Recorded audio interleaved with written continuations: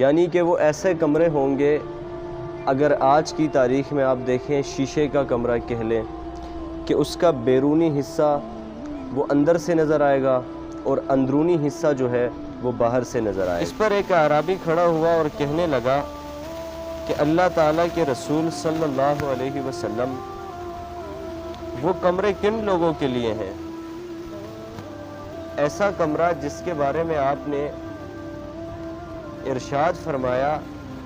تو اس اعرابی نے کہا کہ اللہ کے نبی صلی اللہ علیہ وسلم، وہ کمرے کن لوگوں کے لیے ہوں گے؟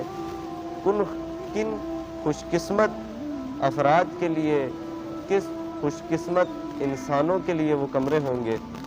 تو اللہ کے نبی صلی اللہ علیہ وسلم نے فرمایا، ہی لمن اطاب الکلام واطعم الطعام وادام الصیام وصلی للہ باللیل والناس والنیام۔ یہ کمرے آپ صلی اللہ علیہ وسلم نے فرمایا، یہ کمرے ان کے لیے ہیں جو اچھی بات کرتے ہیں۔ اچھی بات سے مراد کہ وہ نیک بات کرتے ہیں، فضول گفتگو نہیں کرتے، وہ اچھائی کی طرف لوگوں کو راغب کرتے ہیں، وہ اچھائی کی بات کرتے ہیں۔ وَأَطْعِمُ الطَّعَامَ، کھانا کھلاتے ہیں۔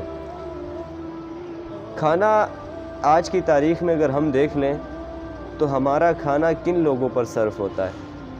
بلکہ اب تو وہ عادات ہی ہم میں سے چلی گئی ہے کہ وَأَطْعِمُ الطَّعَامَ والا جو دل ہے، وَأَطْعِمُ الطَّعَامَ والا جو مادہ ایک انسان کے اندر ہوا کرتا تھا کہ وہ اپنے بھائیوں کے لیے، اپنے دوستوں کے لیے، اپنے عزیز و اقارب کے لیے دعوت کرتے تھے، کھانا کھلاتے تھے۔ یہ ایک افضل فرمایا کہ وَأَطْعِمُ الطَّعَامَ، کھانا کھلاتے ہیں۔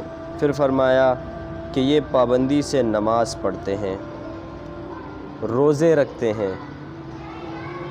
اب روزوں کا معاملہ یہاں پر کیوں آتا ہے؟ جب کہتے ہیں کہ ایک انسان ہے، جب اس سے گناہ سرزد ہو رہے ہوتے تو اللہ کے نبی نے فرمایا نا کہ انہیں چاہیے کہ وہ روزے رکھیں، تو وہ بہت سارے گناہوں سے بچ جاتے ہیں۔ اور رات کو نماز پڑھتے ہیں جس وقت لوگ سوئے ہوتے ہیں۔ یہ سنن ترمذی کی حدیث نمبر 1984 ہے۔ اب رات کا یہ جو معاملہ ہے، اصل جو معاملات ہیں وہ رات کے ہوتے ہیں۔ جب ساری دنیا سوئی ہوئی ہوتی ہے، جب پورا عالم سویا ہوتا ہے اور آپ اپنے اللہ کے سامنے سربہ سجود ہوتے ہیں، قیام میں کھڑے ہوتے ہیں، اللہ کے آگے عاجزی انکساری کے ساتھ، جب اللہ آسمانی دنیا پر آیا ہوا ہوتا ہے اور فرما رہا ہوتا ہے کہ میرا کوئی بندہ ہے، کوئی مجھ سے سوال کرنے والا، جو مجھ سے سوال کرے میں اس کے گناہوں کو بخش دوں، کوئی ہے ایسا بندہ جو مجھ سے رزق مانگے میں اس کی رزق میں فراوانی عطا کر دوں۔ تو آج ہماری اور آپ کی راتیں کس طریقے سے گزرتی ہے، اس کا ہمیں بخوبی اندازہ ہے۔